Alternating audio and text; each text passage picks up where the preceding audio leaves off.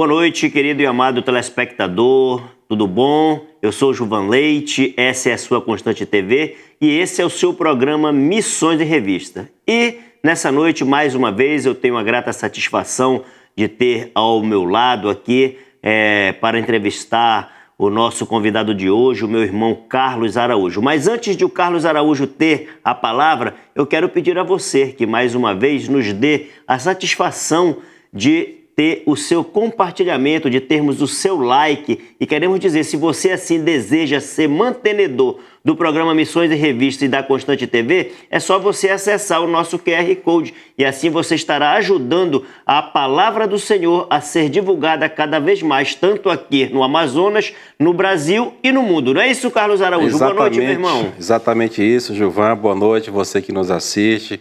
É um prazer, uma satisfação de mais uma vez estarmos aqui para contarmos aquilo que o Senhor tem feito através de homens e mulheres, não só no estado do Amazonas, mas mundo afora daquilo que o Senhor tem feito por vidas. E hoje nós temos assim a satisfação, um privilégio muito grande de receber alguém que é conhecido no estado do Amazonas e hoje é o pastor emérito da Igreja Batista de Constantinópolis. Então nós vamos passar a palavra para ele e ele vai se apresentar, se isso ainda há necessidade, porque ele, como é uma pessoa muito conhecida, um homem de Deus muito conhecido, nós passamos a palavra para o nosso amado e querido pastor Miguel Orvati. Boa noite, pastor. Boa noite.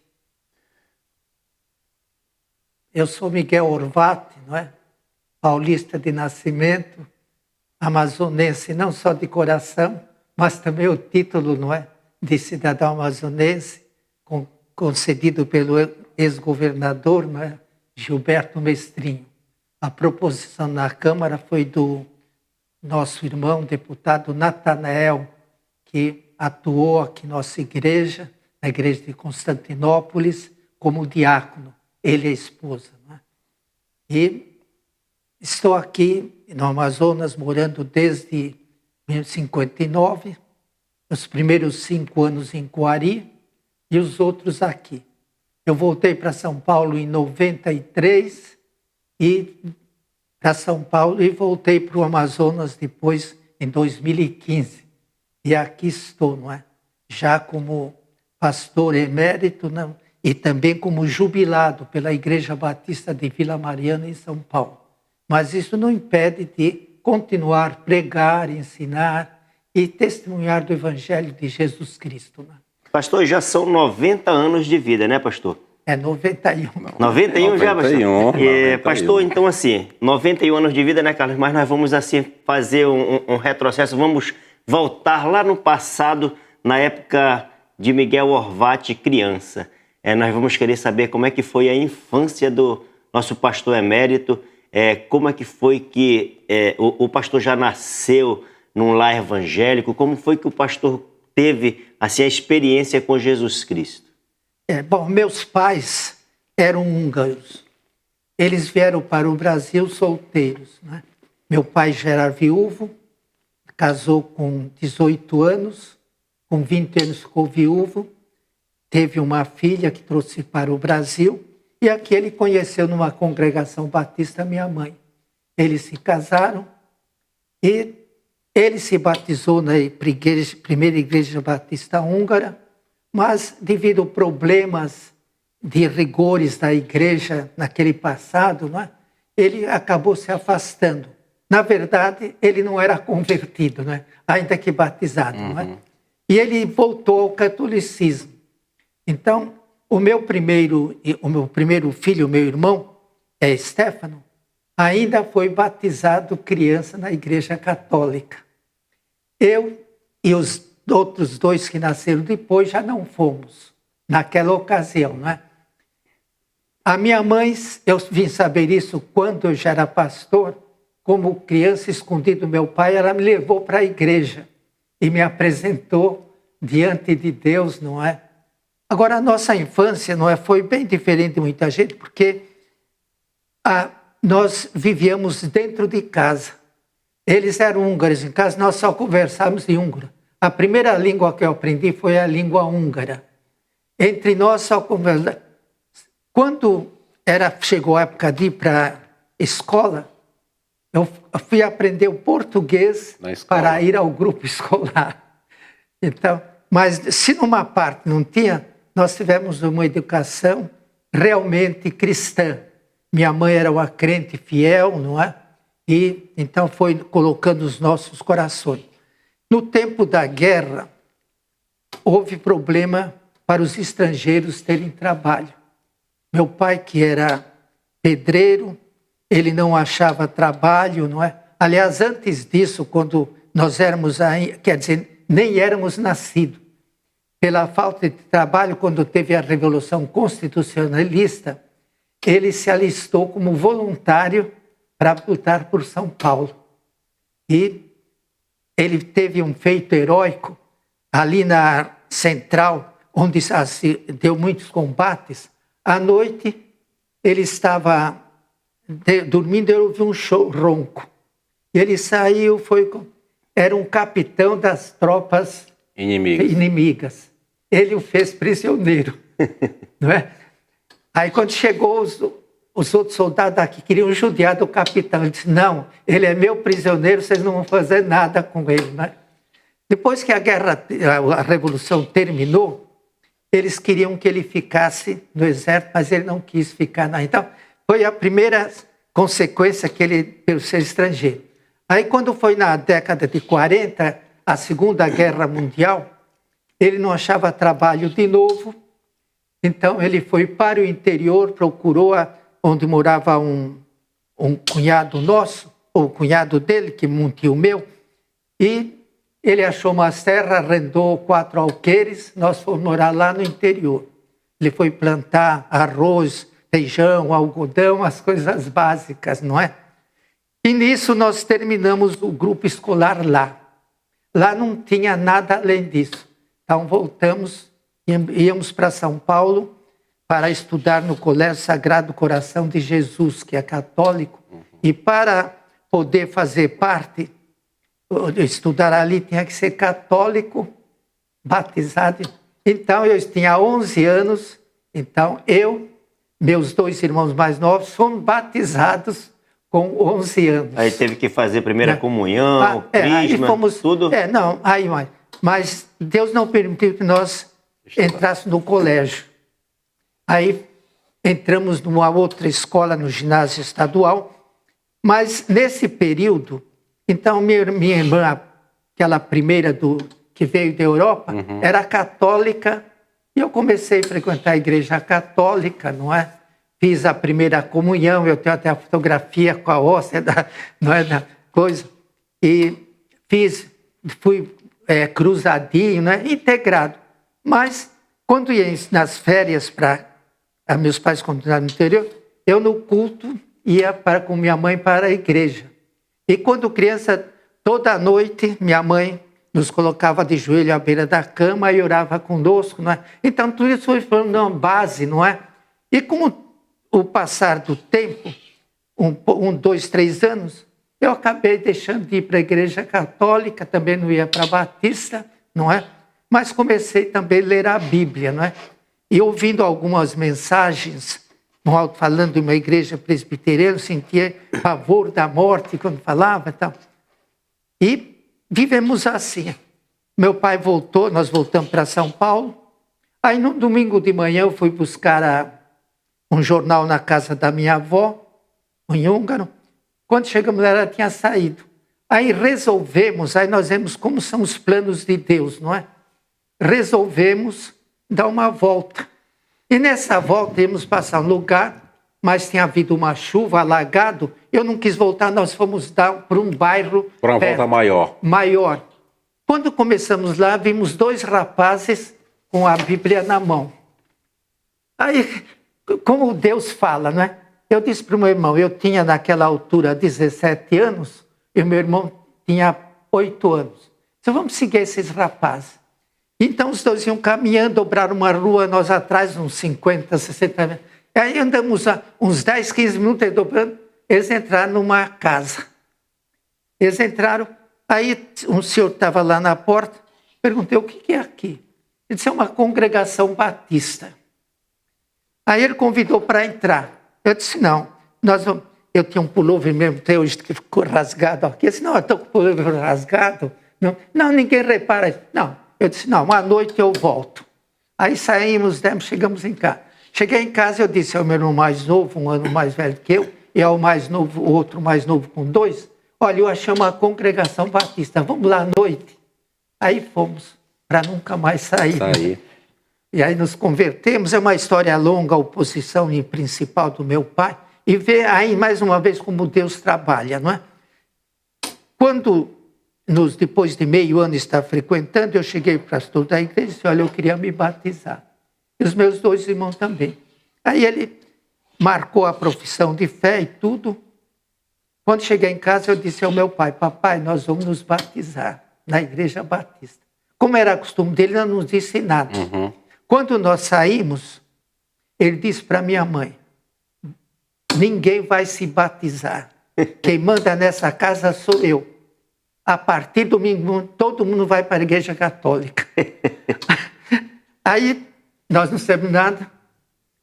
Quando ele saiu, ele foi para a igreja católica húngara que tinha lá em Vila Anastácio, no bairro da Lapa. E na prédica, Deus usou a mensagem do padre para quebrantar o coração dele.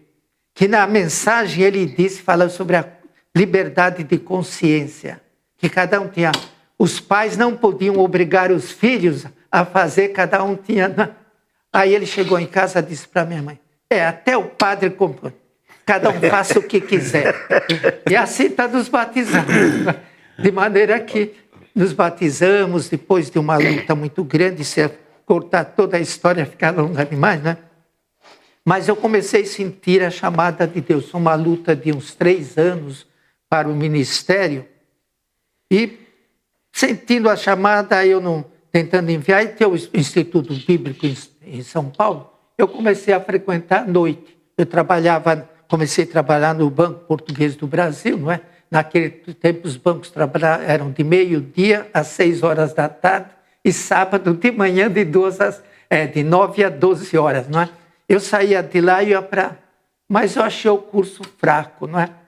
O meu pai vivia falando para minha mãe, a minha mãe, ela queria contornar, né? Disse, filho, eu sei o que você está fazendo, é muito bom, mas você deveria parar um pouquinho, por causa de... Aí no final do ano, começo do ano... De que ano é isso, pastor? Qual ano? Isso era o ano de 50 e começo de 55. Quando havia uma reunião da mocidade no ginásio do Pacaembu. O pastor Rubens Lopes era o pregador. Eu não me lembro toda a mensagem dele, mas até hoje eu sei o texto dele. Ele leu no livro de Atos dos Apóstolos, quando Paulo estava testemunhando perante o rei Agripa, e ele disse então, perante o rei Agripa, que ele queria, etc. Não é? E o pastor Rubens Lopes, aí ele fez uma pergunta e disse, olha, alguém que se sente chamado por Deus, ele pode alcançar sucesso na vida, pode ter fama, pode ter riqueza, pode ter tudo, mas será um eterno infeliz. Aquilo é o que estava acontecendo comigo. A mensagem era para o Senhor mesmo, né? Exato. Eu não fui publicamente à frente, mas tomei a decisão. Escrevi para o seminário do Sul, que é o que tinha lá, Teológico do Sul do Brasil. Aí eles mandaram, eu preenchi, aí eu contei para o meu pai. Eu disse, papai, eu vou para o seminário. Ele queria que eu fosse engenheiro e eu já estava me encaminhando para lá, não é? Eu fazia plantas, orçamentos para ele. Ele tinha uma firma de construção, né? Aí ele ficou, a primeira vez, ficou bravo comigo e disse, não quero. Se você for, eu não vou considerá-lo mais como meu filho. E eu estava decidido, não é aí? Eu chegava em casa, bênção, pai, ele virava o rosto. Saía, bênção, pai, ele virava o rosto. Isso levou quase um mês. Quando chegou 1 ou 2 semanas antes de eu viajar para o Rio, aí ele me chamou. Ele disse, eu disse isso para você, mas eu não posso negar que você é meu filho, eu não queria que você fosse pastor, preferia que você fosse padre, então, mas eu vou ajudá-lo. Aí ele me deu um cheque de 10.000 cruzeiros na mão. A mensalidade era 400 naquela moeda, né? Então eu tinha provisão pelo menos há 2 anos. Por 2 anos. Então a gente vê como Deus vai trabalhando, né? Inclusive ele tem um carro, um cunhado lá, que era aposentado da Polícia Militar, que me levasse de carro para São Paulo, ou para o Rio. Para o Rio de Janeiro. Então fui eu, ele não quis ir, mas foi a minha mãe e o meu irmão comigo para o Rio, né?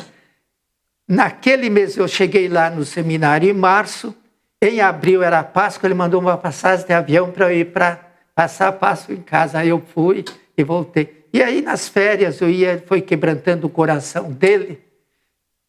Quando o tempo foi passando, eu levava colegas nas férias para passar, pastores, ele recebia muito doente, em alegria de hospedar e tudo, não é? Na minha formatura, ele já foi assistir a formatura, né? Comprou o anel de formatura, não é? Tudo, todas aquelas coisas, né? E aí chegou a hora da decisão para ir para cá, não é? Que foi uma luta também muito grande, eu não tenho tempo para contar, não é? Que daqui a pouco nós vamos ter que parar. Aí ele tomou uma coisa contrária, ele começou a chorar. Ele disse, eu não pensava que ia perder o meu filho para ir para tão longe. Quando vocês eram pequenos, eu dizia à sua mãe, vocês batistas não têm missões lá no Amazonas, os padres estão lá no Amazonas, então é castigo de Deus para ele estar mandando o meu filho para lá. Não é? Na verdade era a resposta de Deus. Exatamente. Ele. Então, a gente vê como Deus vai trabalhando, não é?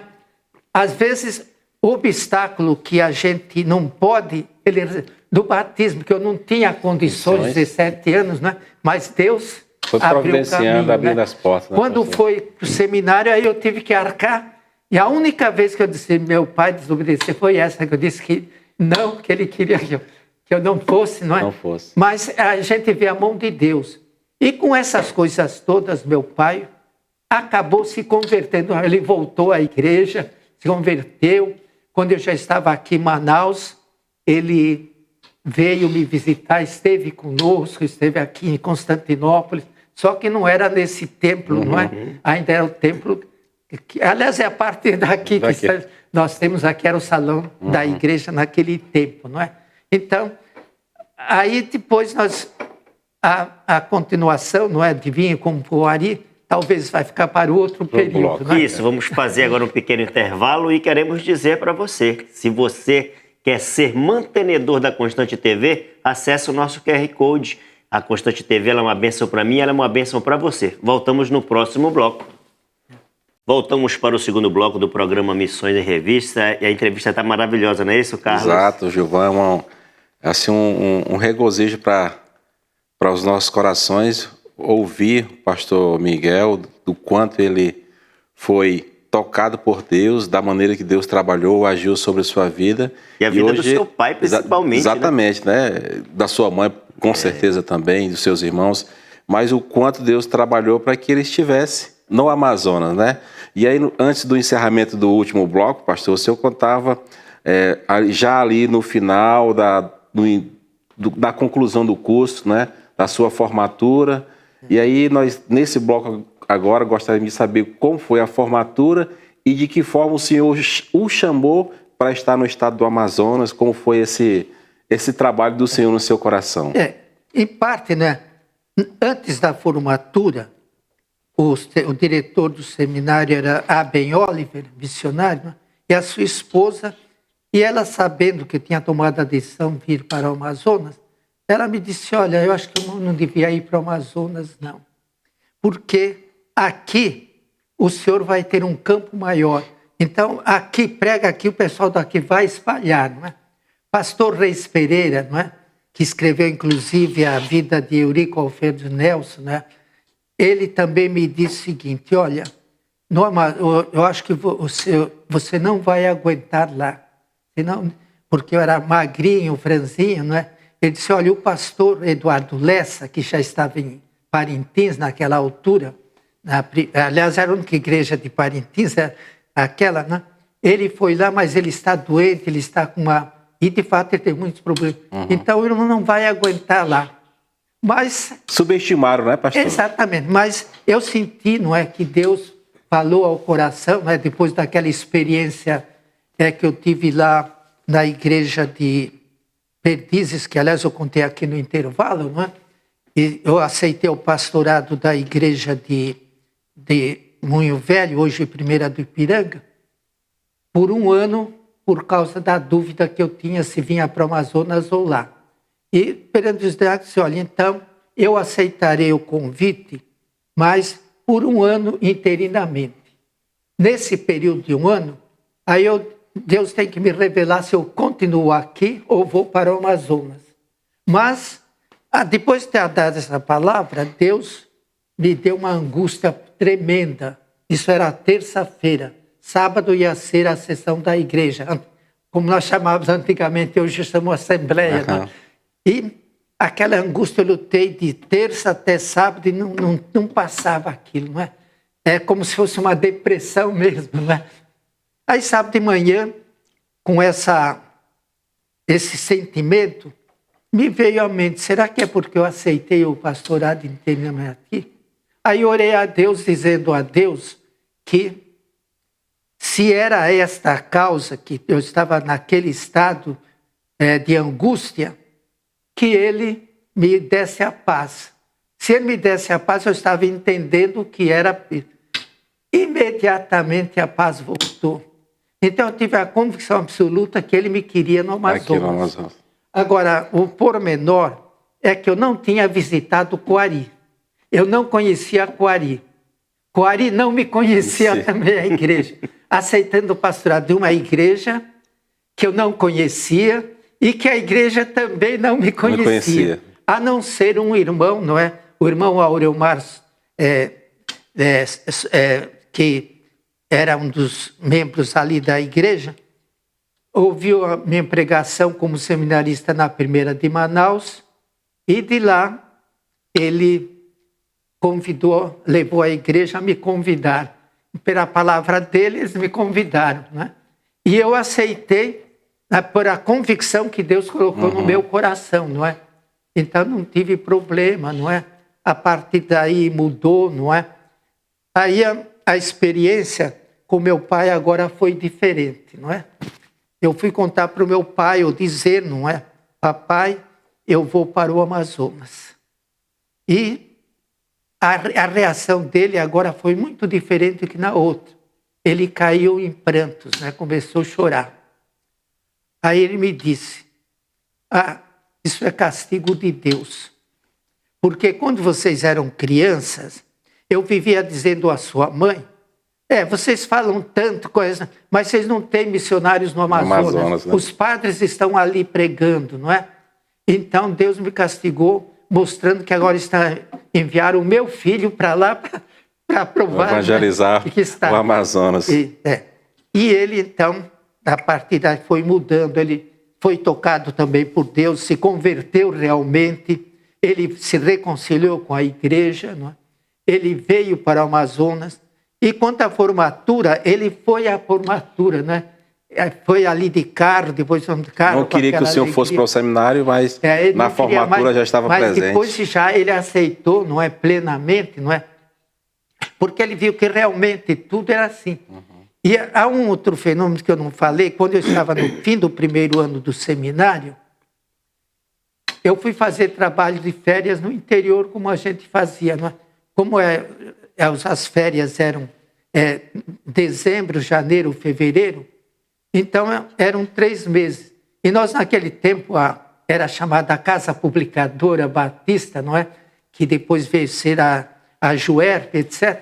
Nós levávamos livros para vender e ganhávamos 30% do valor que ajudava, não é? Então nós íamos pregando, né, nas cidades. Eu trabalhei no estado de São Paulo, indo às várias cidades do interior, não é? Enquanto eu, numa das vindas da cidade, antes de voltar para o interior, eu recebi a comunicação, eu tinha me formado antes de ir para o seminário, como aspirante oficial da reserva, não é? E eu fui convocado para fazer o estágio. Esse estágio é obrigatório. Depois, se quer continuar, não aceitar. E aí, se eu fosse fazer isto, eu ia perder o ano do seminário. Tempo do seminário. Eu não queria. Aí eu orei a Deus, fui no quartel-general, segundo comando lá em São Paulo. Aí entrei, pus a minha farda, né, que tinha, entrei. Aí fui andando, passei pela mesa do comandante, aí fui adiante. Aí estava a mesa do subcomandante, aí eu cheguei na mesa do comandante, eu pedi licença para ele, continência, etc., não é? Aí eu disse para ele que eu tinha recebido a convocação para fazer o estágio, não é? De 3 meses, e depois, então, mas que eu gostaria de não fazer e tudo. Ele disse, olha, pela lei, só é possível adiar se for para medicina. Mas isso não dá. Mas aí ele me disse, mas qual é o seminário? Ele disse, é o Seminário Batista. Eu disse, a minha esposa é presbiteriana. Aí Deus trabalhando de novo, né? E aí conversamos, né, bastante. Ele disse, olha, eu não sei se é possível, mas vou fazer tudo que for possível para adiar essa convocação. Aí eu fui para o interior, fiz o trabalho, aí voltei e fui lá com ele. Eu ansioso pela resposta, ele perguntou, como é que foi, né? Querendo saber, né? Aí conversamos. Estava interessado no que o senhor tinha feito. Exatamente, e o senhor no resultado. Aí ele disse, olha, eu consegui o adiamento. Aguarde nova convocação. Essa está anulada. Tá. Nunca mais eu recebi convocação. O senhor então, trabalhando. É como Deus trabalha. Não é? Nesse mesmo período, aliás, antes disto, as tropas brasileiras mandaram tropas lá para naquele canal de Suez, não é? E estavam precisando de um capelão. E pastor, o senhor já estava alistado no Exército Celestial, né, pastor? Aí o pastor Antunes queria que eu fosse, mas eu pensei, não adianta, se eu tivesse formado eu aceitaria, mas eu estava na metade do curso, eu vou lá, vou ficar 1, 2 anos, não sei, aí voltar fica difícil. Então, continuei, não é? E diante disso eu cheguei aqui, não é? Agora já cheguei com um avião grande, né? Verdade. A junta pagou a minha passagem, não é? E chegamos aqui, era difícil, cheguei em janeiro, só consegui chegar a Coari em fevereiro, não é? E pastor Antunes preocupado que eu fosse aceitar outra coisa aqui, mas eu tinha convicção. Fui ali, foi uma alegria recebida. E realmente foram 5 anos de trabalho ali, trabalhos bem intensos, não é? A igreja pequena, não é? Tinha, não sei se 30 membros, qualquer coisa assim, não é? O templo era pequeno, não é? Mas tinha uma propriedade muito grande. Os irmãos tinham começado a construir a casa pastoral, mas não tinham terminado. E quando no primeiro ano, eu fiquei morando na família com o irmão Aurelmar.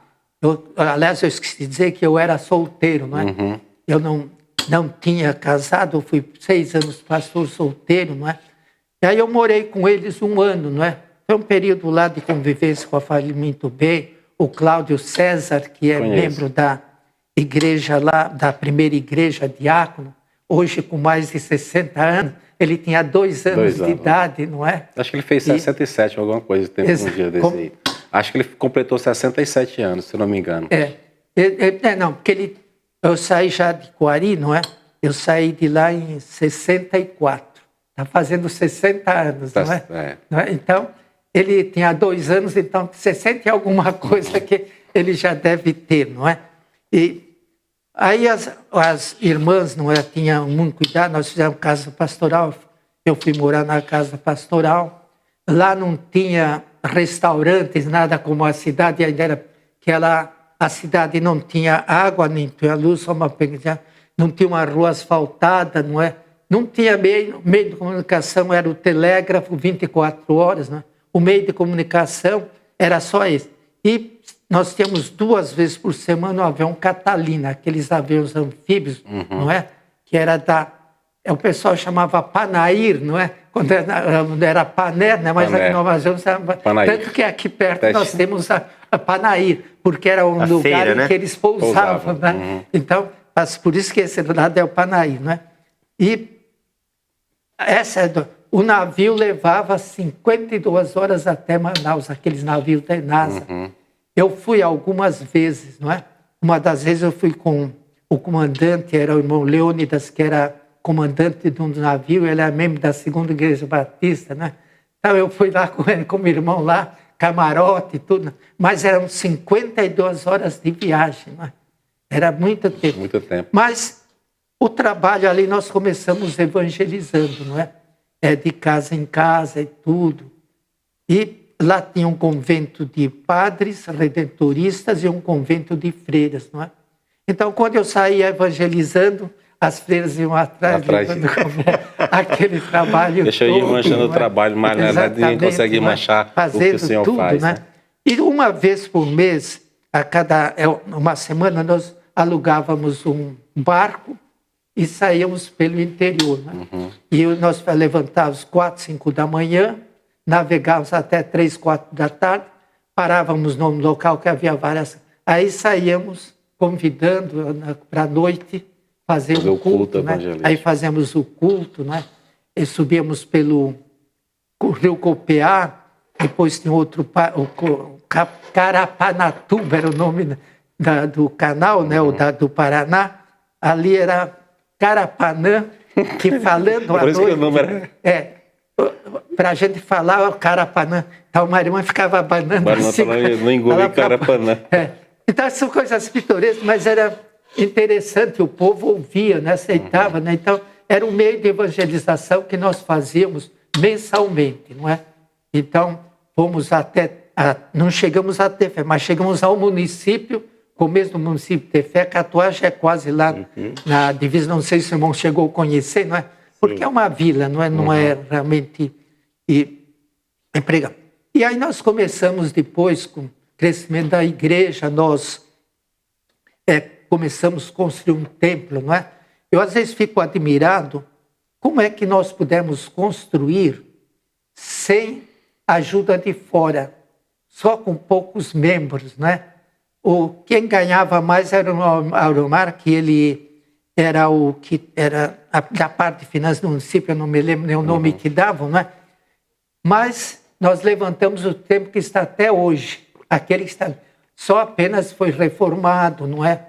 E eles fizeram outras salas. Hoje está diferente, porque com os poços de petróleo, né? Estão no município de Coari, Escom, por Tefé, né? Mas é no município e lá tem muito dinheiro, né? E erguemos o templo, não é? Com 10 de frente e 40 de fundo. E não tinha pedras lá. Então, na olaria, tinha 2 olarias, uma era dos padres, eu pedi na outra olaria que eles queimassem, vitrificassem os tijolos. Então, nós fizemos o alicerce e construímos para a torre, lá não tínhamos quase nada, ferro, mandamos vir daqui, e fizemos, pelo conhecimento que eu já tinha de engenharia, né, nós fizemos colocando tijolos aprumados, aí massa de cimento, de concreto, 3x1 em cima, aí 2 vergalhões de meio polegada, aí mais massa, tijolo, secar, e fomos fazendo. Torre de 19 metros de altura. Até hoje a torre está lá. Eu estive pregando há 2 anos no aniversário, no aniversário da igreja lá. Então, um engenheiro que hoje é membro da igreja, ele esteve historiando, eu admiro, nem uma trincazinha, não é? Né? Até agora, né? Isso começamos com 60 ou 61, né? Então faz bastante tempo. Agora, outro fato aí, com o templo, a igreja lá, que queria que eu fosse pastora, então fez uma campanha e comprou 2 cornetas, não é? e um aparelho de amplificação. E me mandaram. Eu coloquei as 2 cornetas no alto da torre. Né? E abrangi a cidade toda. Agora, quando eu estive em Coari há 2 anos, encontrei uma senhora idosa, ela morava na Ilha do Ariá, que é saindo do Foz do lago para o Rio Solimões, tem uma ilha, ela disse que eu ouvia lá as mensagens. Né? E eu tinha que aproveitar de 6h30 às 8h30, era quando nós tínhamos energia. Não é? E então eu colocava uns discos e pregava. Né? Um dia eu estou no gabinete lá, a zeladora chegou para mim e disse: pastor, o vigário está aí. Eu falei: manda entrar. Ele entrou, né? Era o padre Marcos. Aí entrou, cumprimentamos, eu disse que eu tinha feito uma política da boa vizinhança, que eu sempre dizia, como eu digo, nós não somos inimigos, não. Nós temos fé diferente, mas tanto que quando eu chegava na cidade havia amizade, mas eu comecei a cumprimentar, então nós estabelecemos a política. Aí ele me disse que o motivo da visita dele é porque na hora da novena, na igreja católica, só ouvia a minha voz. Não é? Bem, o que nós queremos, não queremos para nós, não é? Como a Bíblia diz, o que eu não quero para mim, não é? Eu tenho que não fazer. Eu disse: tá bom, qual é o horário da sua novena? Ele disse: então eu vou fazer ou antes ou fazer depois, para não prejudicar, não é? Porque eu acho que isso é correto. Nós temos que respeitar, não é? O direito dos outros. Não queríamos que estamos fazendo o culto e alguém estava jogando o som no templo, né? Mas aí eu fiz uma pergunta para ele. Eu disse: padre, eu vou lhe fazer uma pergunta. O senhor pode achar que é indiscreta, mas não é. O senhor tem certeza da salvação da sua alma? Pastor, eu gostaria que o senhor respondesse essa pergunta que o senhor fez ao padre no próximo bloco. Eu nem notei. Nós vamos precisar agora fazer o pequeno intervalo e quero convidar você para ser mantenedor da Constante TV. Acesse o nosso QR Code para que você possa, assim como o pastor Miguel Horvat lá no passado fez anunciando a palavra e faz hoje, nós queremos anunciar esse evangelho através deste canal, que é a Constante TV, que é uma bênção para mim e é uma bênção para você. Voltamos no próximo bloco.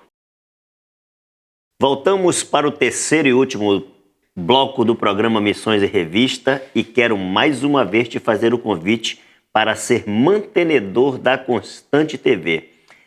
Carlos, entrevista maravilhosa, né? Eu penso que em um programa só vai ser pouco, né? Para uma história de vida tão maravilhosa como é a do pastor Miguel Horvat, né? É uma história surpreendente, gratificante de ouvir, porque é Deus trabalhando, operando, para que outros tenham a oportunidade de conhecer o Evangelho. E nessas oportunidades que o Senhor nos dá, Ele deu ao pastor Miguel Horvat a oportunidade de pregar para um padre. Você começou nós conversamos essa conversa no fim do último bloco, pastor, e nós queríamos concluir essa conversa, como foi a conversa, o final da conversa com o padre Marcos. O senhor fez uma pergunta para o padre e a gente quer saber agora a resposta, né, pastor? Foi a visita do padre, não é? E eu perguntei para ele, achando que se ele podia achar estranho, mas não era estranho, era pertinente, não é?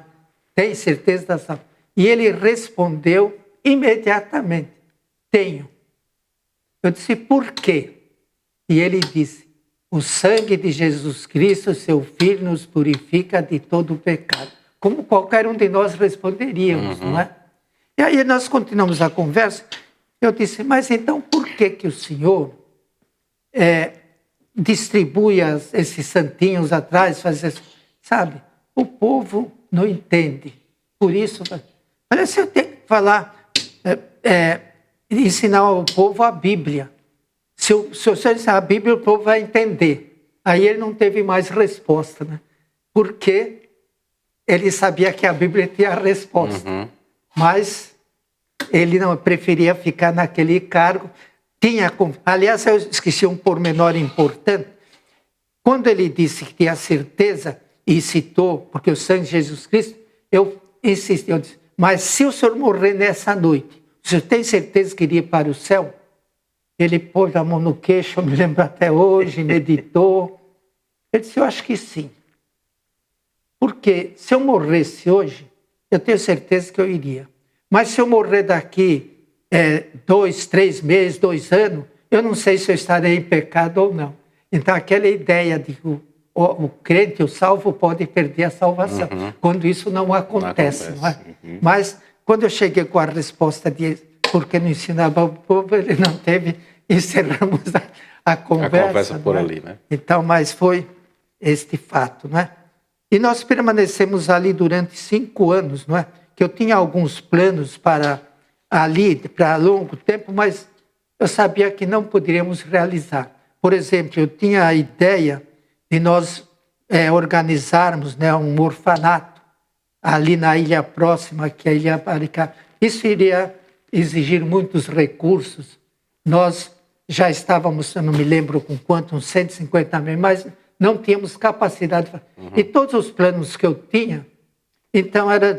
E foi o tempo que eu recebi convite, duplo, não é? Convite de uma memorial de Manaus aqui, não é? E do Colégio Ida Batista de Anéus para ser o capelão.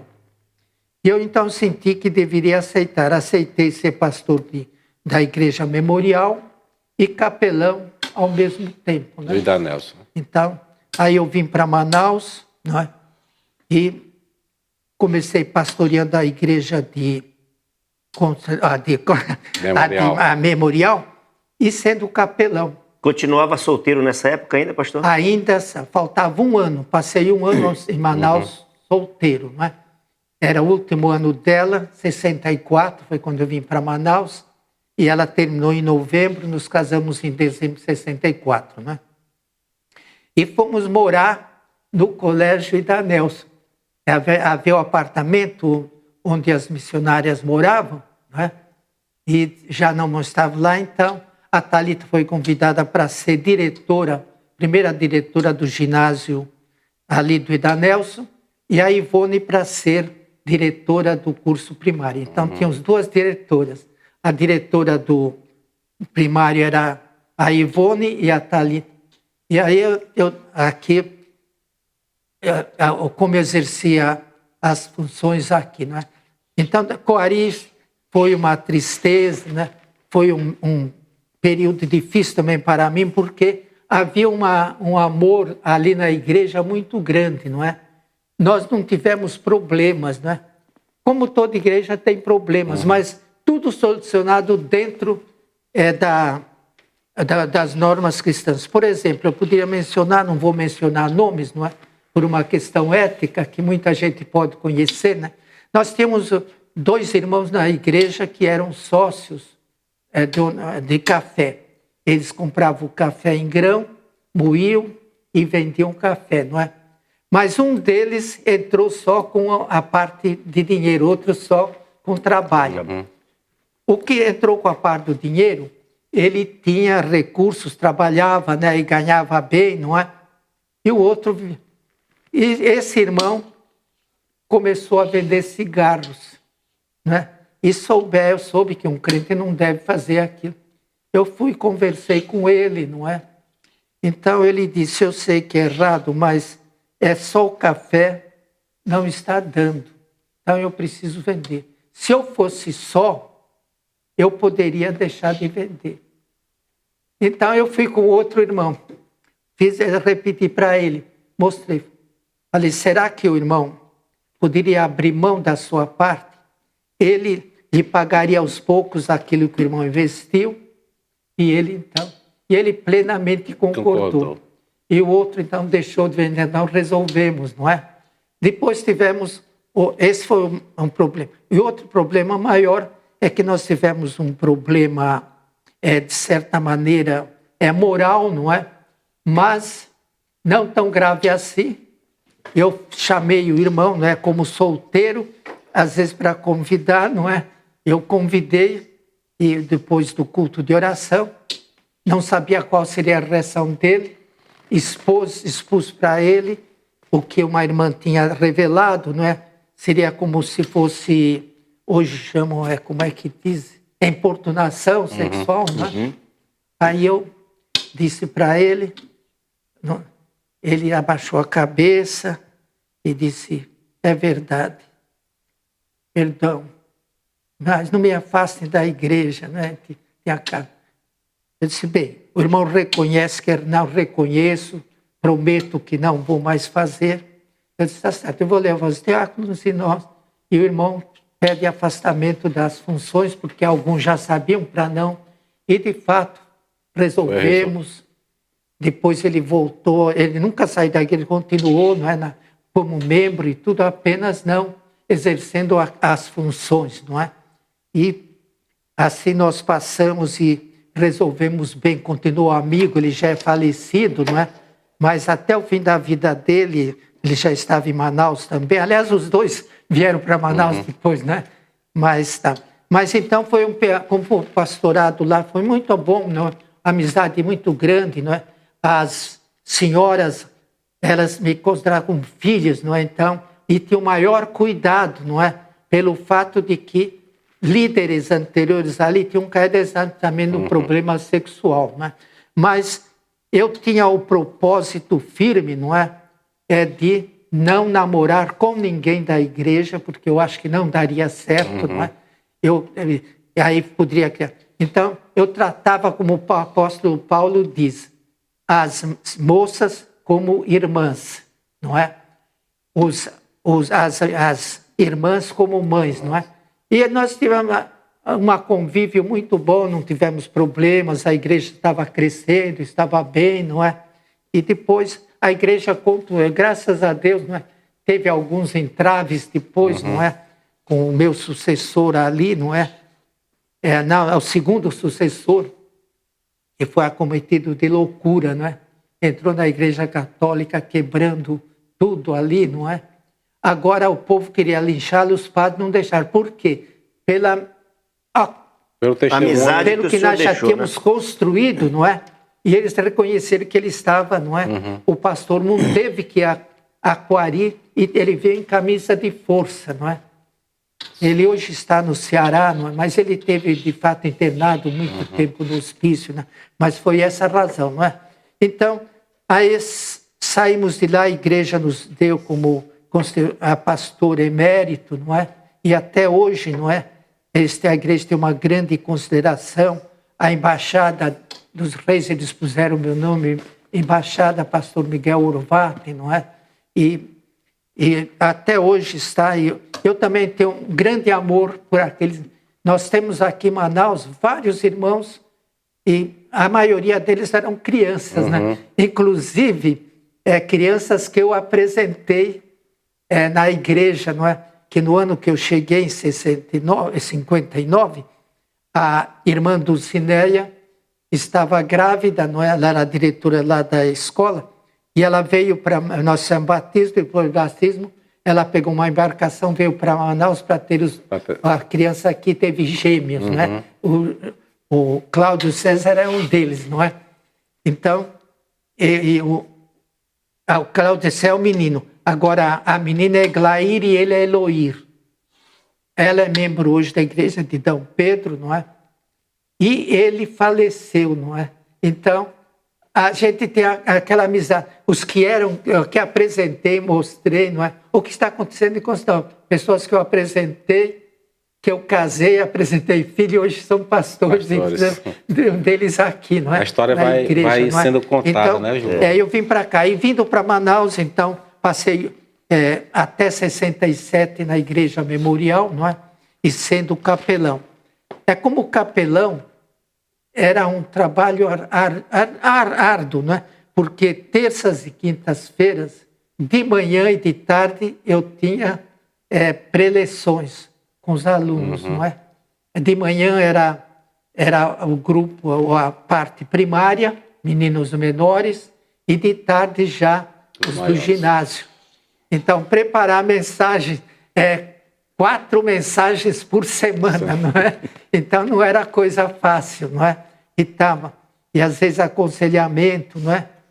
E fiquei 10 anos na capelania, não é? Saí porque eu senti que era atividade demais, não é? E aí eu fiquei, em dezembro casei, não é? E nesse período, aliás, antes disso, eu, desde que cheguei, me envolvi com a Convenção Batista Amazonense, né? Naquele tempo, aliás, era a Convenção Batista do Amazonas, Acre e territórios limítrofes, né?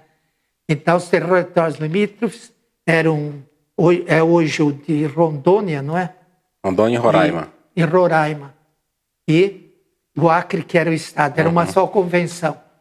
Então, logo eu fui eleito na primeira secretário, depois fui eleito presidente e fui 17 vezes presidente da Convenção Batista do Amazonas. Só o Amazonas é extenso, imagine botando mais esses outros exato, 3 era estados. Enorme, não é?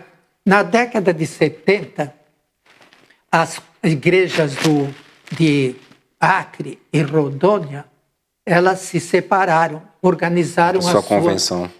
Não houve briga, não houve nada, mas uma questão de geográfica dificuldade mesmo, né? geográfica. Logística, né? Mas eles não nos consultaram nada, não é? Então se desligará automaticamente, não é? É como nós queremos, saíram pronto, né? Como o filho vai casar, mas não comunicou, não é? Então, mas deu certo, né? Aí nós então passamos a ter Convenção Batista do Amazonas e Roraima, não é? Isso até 92. Naquele tempo, era difícil nós irmos a Roraima, não é? A estrada já não existia não tinha ainda, estrada ainda, não. No ano de, não me lembro se 65, por aí, o pastor Davi Gomes, que era o secretário da Junta de Missões Nacionais, e que eu tinha bastante contato com ele nos atendeu em Coari, mandando, nós construímos um ambulatório, e ele mandou um enfermeiro, um casal de enfermeiros para lá, não é? Aí ele recebeu o apelo de Roraima para fundar um trabalho, tinha um irmão lá, não é? E ele, então, me conhecendo, me comunicou se queríamos fazer um convênio, a Igreja Memorial com a Junta de Missões Nacionais, para abrirmos um trabalho em Roraima. Aí ele veio aqui, a igreja aceitou, não é? Então, aí ele veio aqui, fomos para Roraima, ele, o pastor Lloyd Moon e eu, os 3. Na primeira noite, ele pregou, ele já tinha enviado, transferiu o missionário que estava em Coari para Rondônia, ou para Roraima, e ele já estava ali trabalhando, não é? Então, na primeira noite, o pastor Davi Gomes pregou, e depois ele voltou, eu preguei nas outras noites, não é?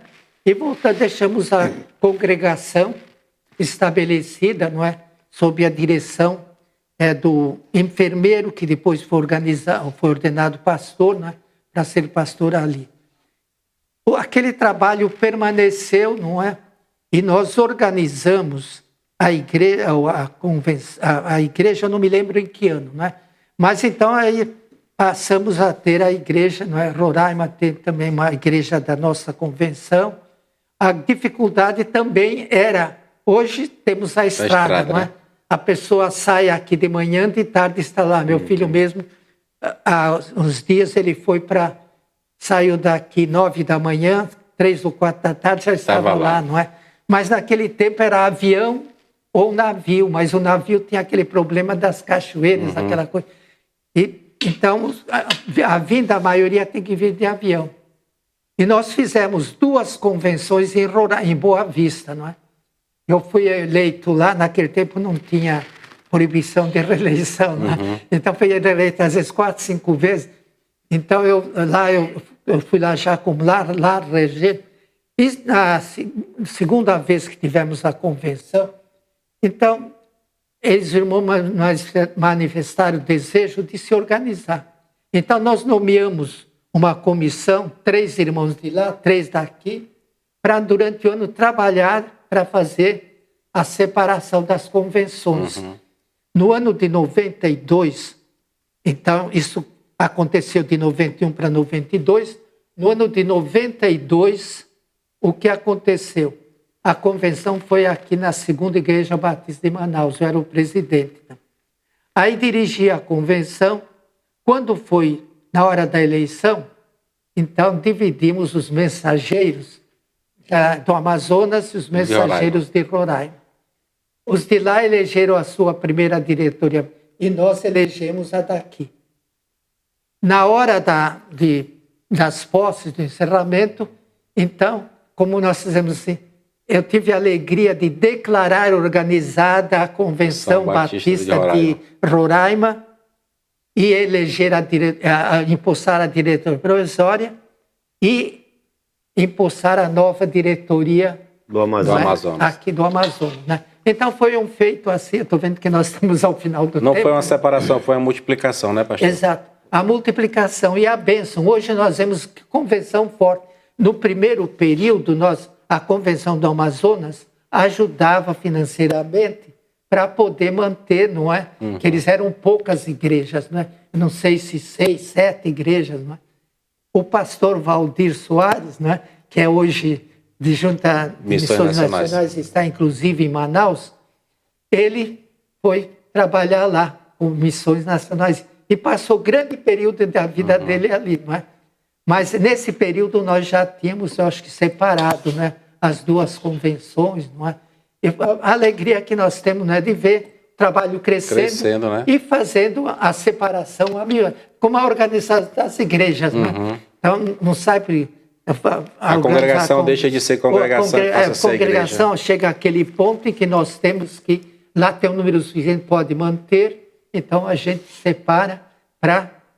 Não é por outra... É para que lá eles cresçam, produzam e o trabalho de missões, não é? Exatamente. Os frutos sendo multiplicados, né? Cada vez mais, né, pastor?